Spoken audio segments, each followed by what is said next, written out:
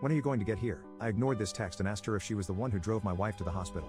And she responded no. I asked her who did, and she informed me that it was my wife's male friend, who lives only 10 minutes away, who drove her and was getting his hand squeezed by my wife. I ended up just asking my sister for the full story while I drove my mother back to her home since everything was sorted with the accident. Long story short, instead of calling my sister or an ambulance, my wife called her male friend, and I've always unliked but never informed my wife. I told my sister to get on FaceTime with me but not to make it obvious to anyone else in the delivery room, and I would stay silent on the other end. During the call, I saw my wife's friend rubbing her back, wiping her tears, comforting her when she screamed and cried, etc. I couldn't bear the sight and I ended the FaceTime and told my sister to inform my wife that I would be at the hospital the next day after work whenever she got out of labor. My sister called almost 2 hours later to tell me she left the hospital and that my wife would be staying the night. The next day around 3 to 4 p.m., when I went over to the hospital to see my wife and newborn son, she was not trying to hide her anger and saltiness from anyone in the room. That included mostly my family and some of hers. When I asked her why she was acting this way, she rolled her eyes and told me to leave her the F alone in front of everyone. Later when I tried to hold my son, she snatched him from my hands. In this hospital, visiting hours ended at 8, but all of the guests, excluding me,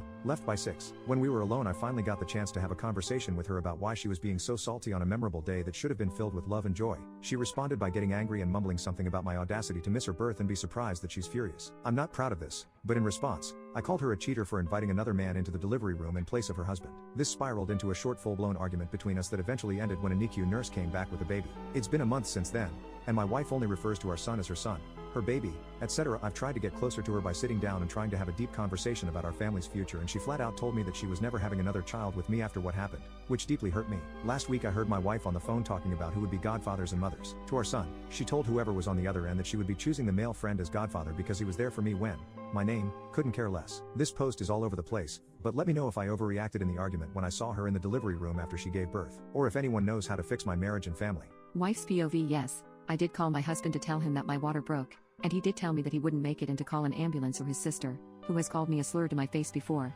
so I don't know why he thought this would be a good idea. Lol. I did not call his sister because we didn't get along, and I have a friend who lives closer to us. He ends up driving me to the hospital and his sister pulls into the lot almost right after us. Don't know how she knew I was going. So now I'm in pain, scared, upset at my husband, and have someone I don't like with me during my most vulnerable moments. I was holding my male friend's hand because, why wouldn't I be? Now, it was very obvious that sister-in-law was recording me in some way because she was basically isolating herself from everyone else in the room with her phone to her chest and pointing at me. I didn't think that she was on FaceTime with anyone. I just thought she was filming me, which is equally as weird. I'm not sure why I brushed it off and or didn't ask about it when I was more stable. My husband did show up the next day around 4 p.m. and tried to act like nothing happened, and I was very moody and rude to him, which was probably very immature of me. This later broke out into an argument after everyone left where he called me a cheater and I also said some very nasty things. I have been isolating myself and my son away from him as much as I can and trying to be less dependent on him in some aspects. The reason for this is that I feel that I can't trust him to keep my son safe, change his diaper, pour my breast milk into a bottle, feed him, burp him, or basically do anything for my son at all.